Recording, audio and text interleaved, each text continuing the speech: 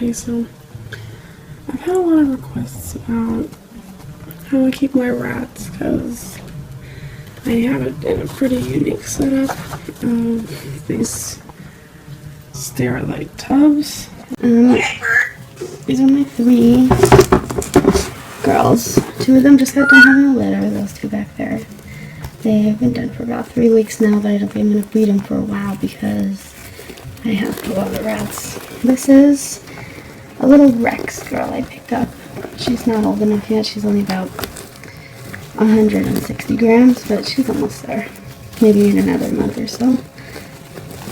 So it's cleaning day, so I decided to just do the video now before I clean. So these tubs work out pretty well. The plastic on the top worked a little bit because I accidentally left all my tools on top of it, so it's a little hard to close. This is my boy, and I made the food hopper too big, so it's a little hard to open. This is my boy, and that's a girl. I'm currently breeding with him. I'm trying to get some Russian blues, some blue beige. I like to start on a black-eyed white and a Russian blue project. Then in here, I'm not going to open it because she freaks out. She has babies. She's pretty good about being held too. I held her since she was about 3 weeks old, so. And as you can see, there's a big hole with wire. My boy in here did that because, where is he? He did that because I left baby food on the plastic. And he thought that the plastic was part of the baby food. Yeah. I've never really had a 2 out other than that, except this one over here, where I make these little holes. If you see how this water bottle is, I make these little holes where I put the head through. But this brown girl up here was in this tub, and she decided to knock it out and drill a hole to try to get to it. But I mean, they don't try to escape, so it's not. So over here, this is my best mom. As you can see, I make a label so I keep track of who's related to who. And she is currently taking care of half of this other girl's litter because she had about 10 babies and was freaking out. She didn't make it to her. So I put them in with this girl because she had just gotten finished weaning this litter. And this is my tank I'm using as a grow out for now because so they're pretty happy in there. I gave them this little wire to climb on because I know rats, little baby rats, love climbing. And I take them out and I hold them every once in a while, let them roam around a little bit. They love it. And then in here, I feed native earth, but right now I am feeding temporarily. I'm feeding dog food and just mix it with the powder in the bottom. Because it takes a while to ship a 40-pound bag. So let me move this to the side to show you who I have in here. I have these 4.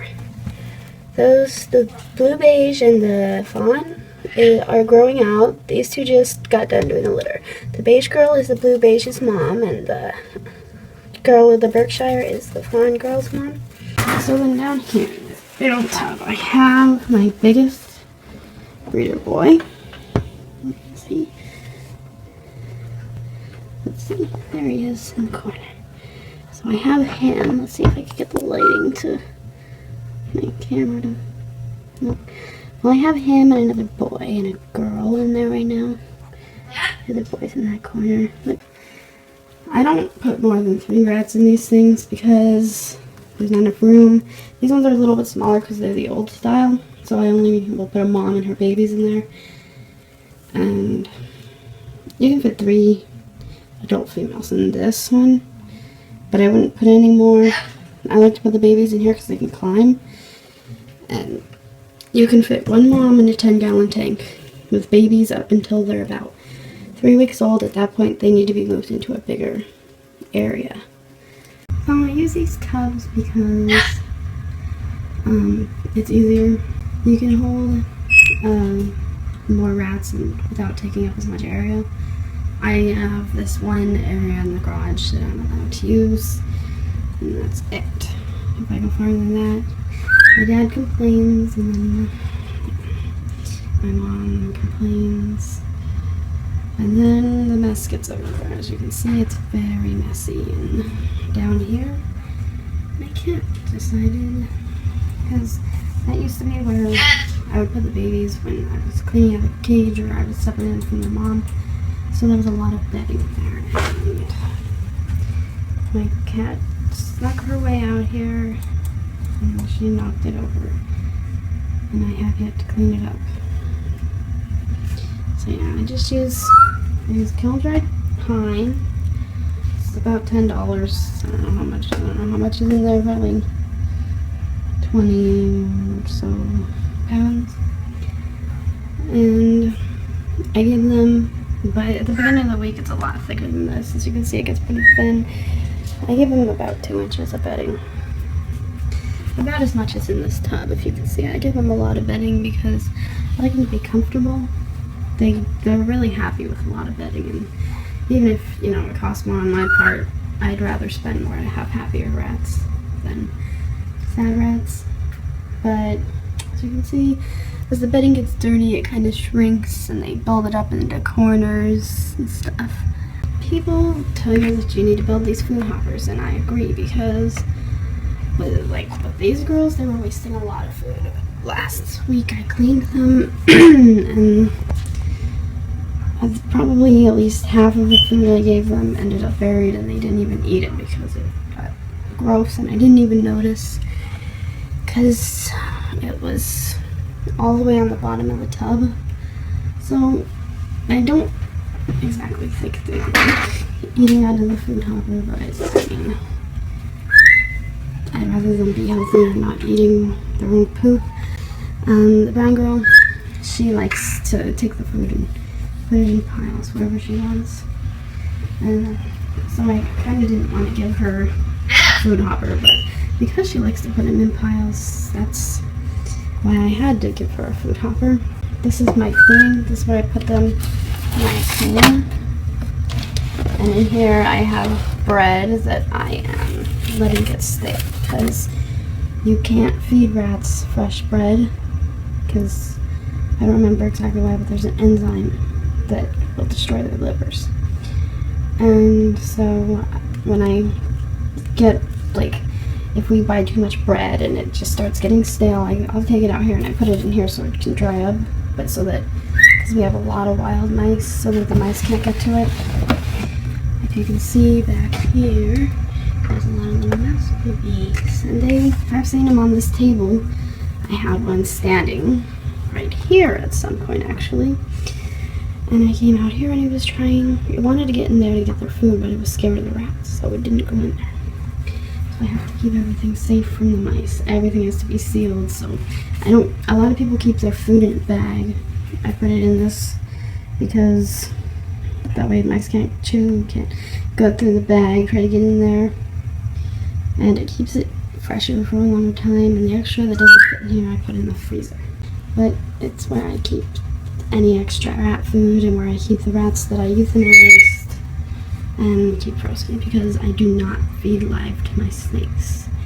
I feel live is unfair for the feeder, and I feel that it's dangerous for the snakes. Now, I'm pretty confident that none of my rats would bite. I mean, I could probably pick these guys up by their feet. I would never do that, but I could probably pick them up by their feet or their nose, and they didn't even think to bite me, because all of my rats I socialize pretty well. Not to the point where, you know, rat videos where you see them all trained and cute and whatever, but I have them to the point where if I stick my finger in there with food, they'll come up and they sniff and they lick it off my finger. They trust me that much, but I'm pretty confident my rats wouldn't bite, but I don't like to take the chance. And personally, if I was a rat, I wouldn't want to be thrown in with a snake. And plus it keeps my snake's cage cleaner, because when rats are scared, they poop and they pee, and then it's just a disaster, and I'd rather only clean up snake poop and pee. I keep this thermometer out here. As you can see, the temperature is very nice. The Humidity is pretty much perfect. I try to make sure, I mean, during the summer it's going to be hard, but I'm going to bring some kind of an air conditioner out here. During the summer, I'll probably cut out the tops of these to add more airflow. And the backs, I don't have the backs cut out right now. Yeah.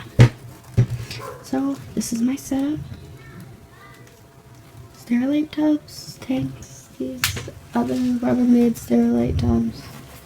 It works out well. It saves a lot of space, a lot of money. A 6-tub rat rack could cost you more than $100. These are $20 each. It comes with 3 tubs, so you buy 2, that's only $40. That's probably more than half of what it, depending on where you live, of what it would take to build a 6-tub rack. And the wire, you know, I buy this big old roll. This roll right here, it's very sharp. I scratch myself on it all the time. This roll, it's about $8. I made all their food hoppers with it.